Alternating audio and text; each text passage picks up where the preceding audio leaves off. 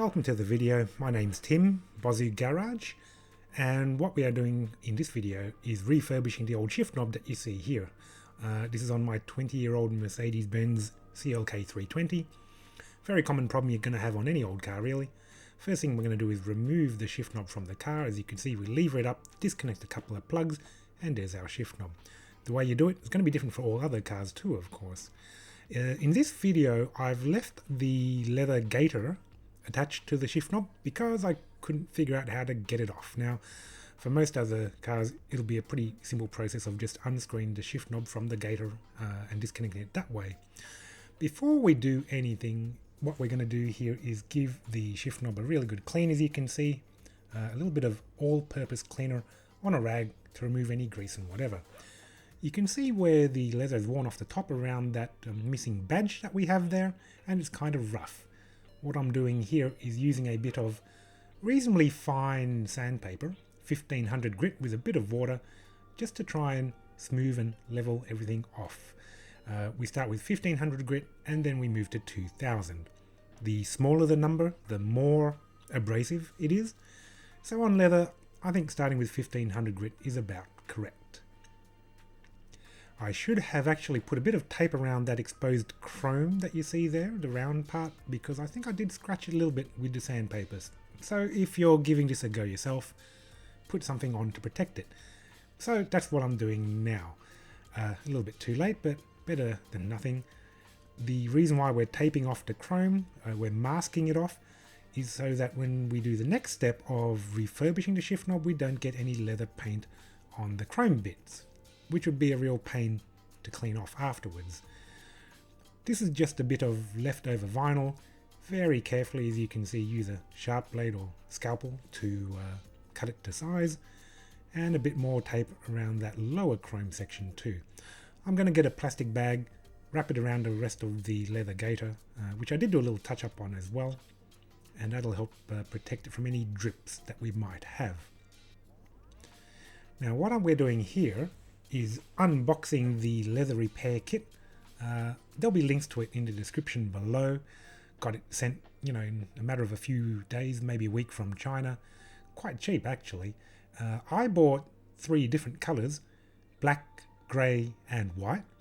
The grey is a pretty close match, but as you can see here, I'm just testing it on the underneath of the gaiter. It is quite a bit brighter than the color of the shift knob itself. What we're doing here then, in order to correct that brightness, is to add just a little bit of the black dye to the grey, and we're going to mix it in slowly, a little bit at a time, trying not to overdo it. We're also mixing enough, which I hope is enough to restore the entire shift knob. If you mix too little, then it might be hard to actually then mix up another batch and matching up the colour as well. So now that we've finished the colour mixing, you can see it's quite a bit darker than what came out of the grey packaging. Again, on the underneath of the leather gaiter, we're just applying a little bit, kind of see if it's roughly a good enough match, and that looks pretty good to me.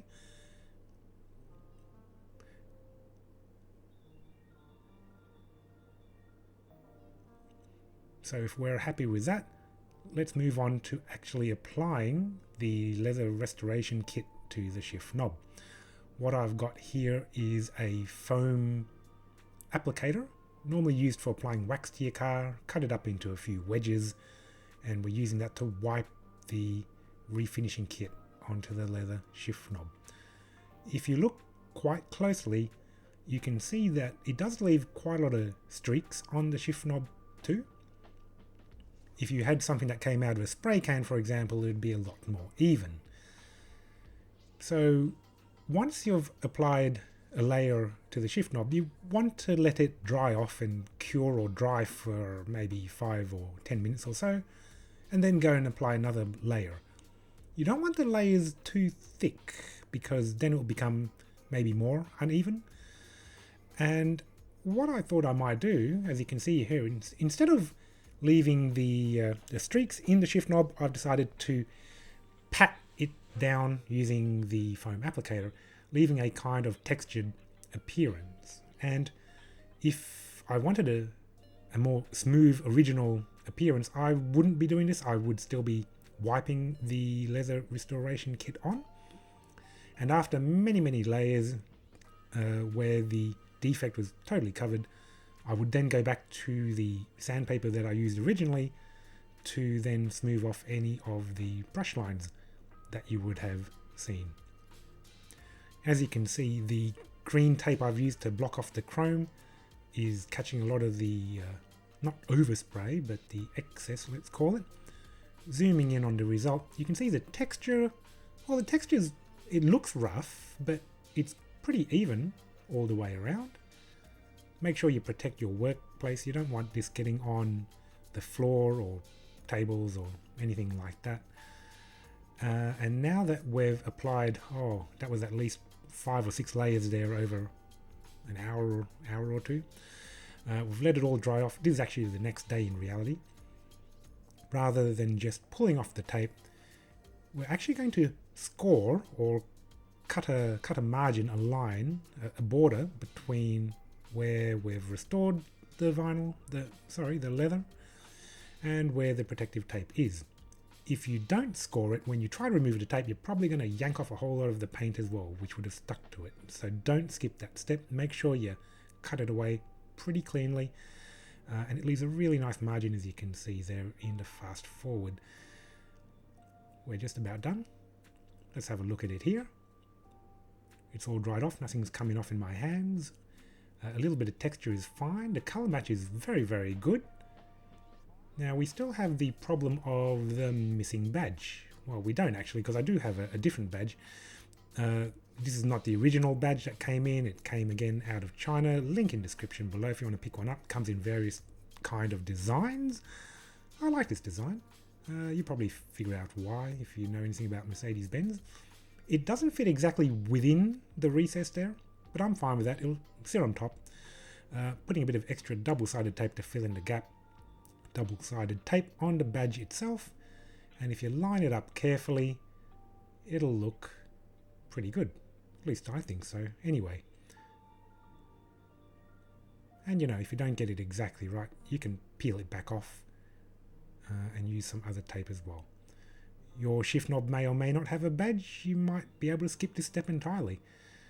It is not limited to Mercedes-Benz shift knob, of course. This technique, you can do it with really any kind of leather shift knob, I'm guessing. It's just a matter of picking the color which is closest to your original shift knob. Well, unless you wanted to change the color entirely, in which case go for it. Just pick any old color that you like. You could of course just go and buy a whole brand new shift knob. They're a little bit expensive. Considering this is a 20-year-old car, this is probably actually the cheapest car I have, so I really like it, and I just wanted to work with what I have rather than replacing it entirely. Once we're happy with how everything looks, reinstall, shove the shift knob back on. There's a little locking nut which I've tightened, reposition the 2 electrical clips, and push the chrome surround down. Often the chrome surround itself breaks clips. You can get one in the link to the description below. This is actually an aftermarket one as well, and you can see the end result, which I think looks really good compared to how it looked originally. Anyone looking at it as a passenger or getting in would think it's an original part, I hope anyway. And to me it looks pretty good. Didn't take long, maybe 10 minutes to remove the shift knob, hour or 2 to apply a few layers, and then reinstall it as well. That's been my DIY on how to refurbish your leather shift knob. I hope it's been useful for you. If it has, please like, comment and subscribe before, and I'll see you in the next video. Tim from Bozzy Garage. Bye bye.